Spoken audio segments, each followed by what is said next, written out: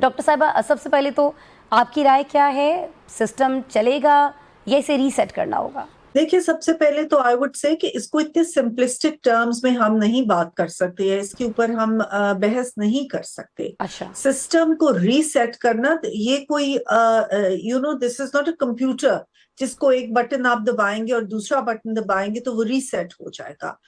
اگر ہم سسٹم کی بات کرتے ہیں تو ہمیں پورا ہسٹری دیکھنی پڑے گی کہ ہمارے ملک کی ہسٹری کیا رہی ہے. We are a very young democracy اور اس ڈیموکریسی کو بھی بار بار ڈی ریل کرتے رہے ہیں. ہم اب اس پورے کانٹیکسٹ میں ہم دیکھیں گے اور ان ساری چیزوں کو جو اس وقت ملک فیس کر رہا ہے، بیکاز اس وقت ہمارا ملک ایک بہت مشکل مرحلے سے گزر رہا ہے.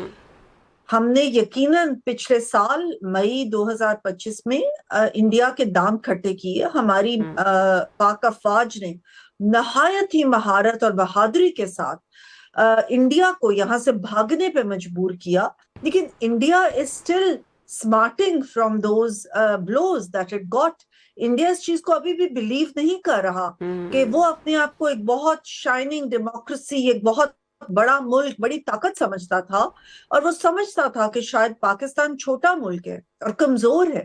لیکن اس کو اس حقیقت کا سامنا کرنا پڑا کہ بے شک ہم سائز وائز چھوٹے ہیں لیکن size does not equal strength.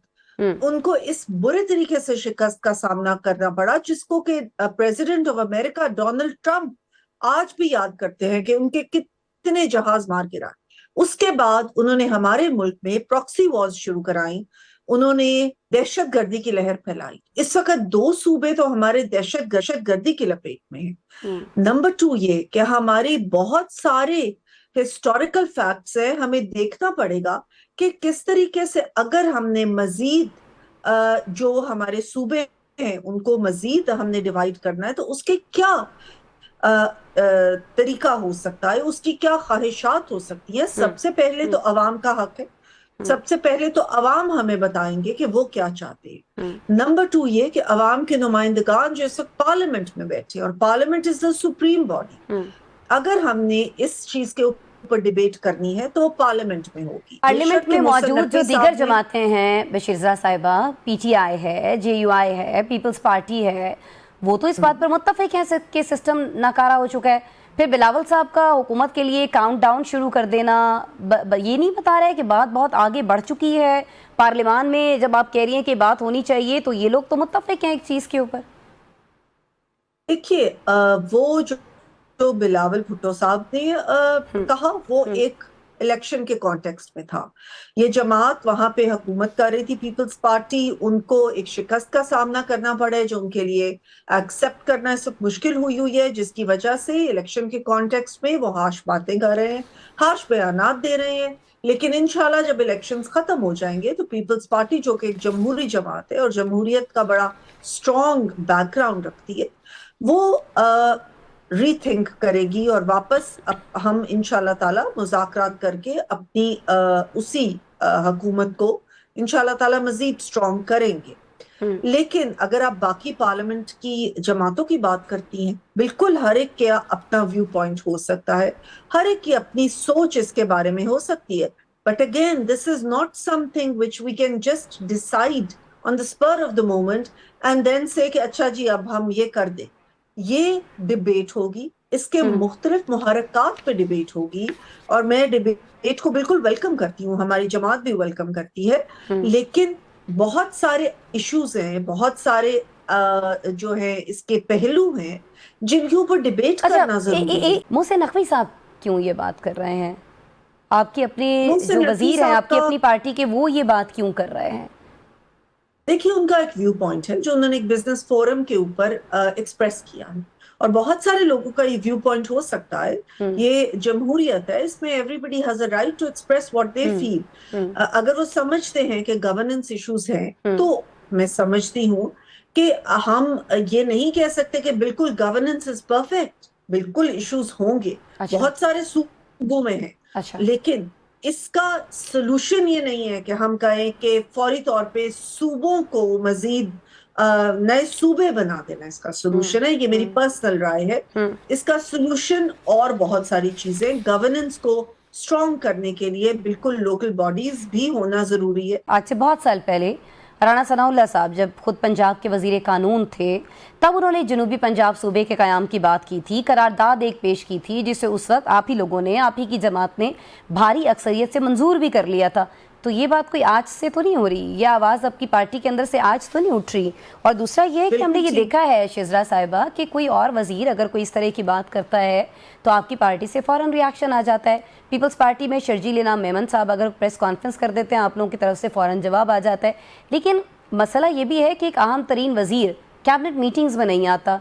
दूसरा वजीर कहता है कि मोहसिन नकवी साहब ने 30 साल का सफ़र 3 साल में तय कर लिया, लेकिन उसके बावजूद हम ये देख रहे हैं कि मुस्लिम लीग नून इस पर खुलकर कोई स्टैंड नहीं ले पा रही है. राणा साहब ने तो ये भी कह दिया कि नवाज शरीफ साहब ने इस मामले पर खामोश रहने की ताकीद की है. क्यों मैम?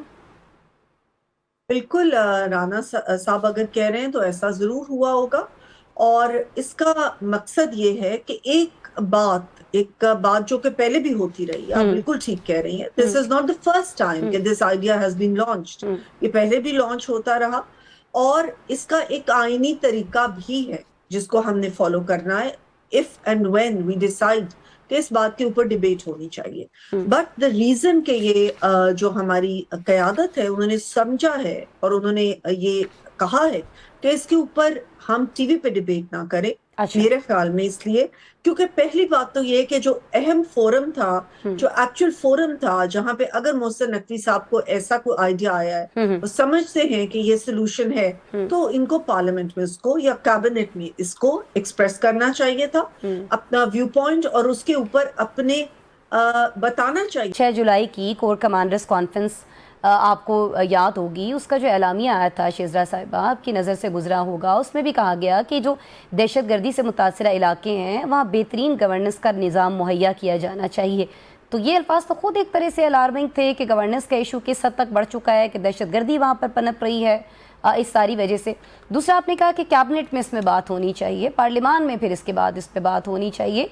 तो हम देख रहे हैं कि बैरिस्टर गौहर ने तो ये तक कह दिया है कि वज़ीर आज़म को इतमाद का वोट लेना चाहिए वरना मुस्तफ़ी हो जाना चाहिए. तो कब देख रहे होंगे कि आप इस पर काबीना का इजलास बुला रहे होंगे जो मोहसिन नकवी साहब ने फरमाया है, और आप फिर पार्लियामान का इजलास उस पर बुला रहे होंगे जो बैरिस्टर गौहर साहब ने मुतालबा किया?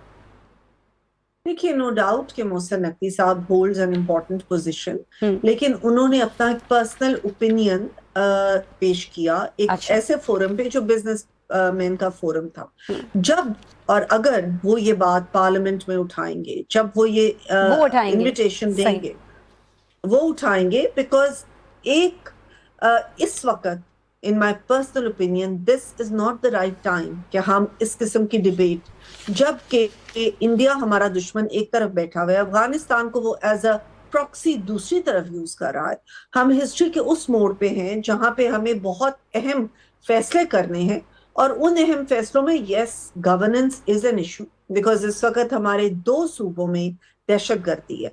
लेकिन अगर हम उस गवर्नेंस इशू को एक और डिबेट के अंदर ले जाएं, अगर हम सूबों की बात और उनकी तश्कील की बात शुरू कर दें और वो प्रोसेस शुरू कर दें, which is going to be a long process. ये इस तरह नहीं होगा कि हमने डिसाइड कर दिया और सूबे बन गए.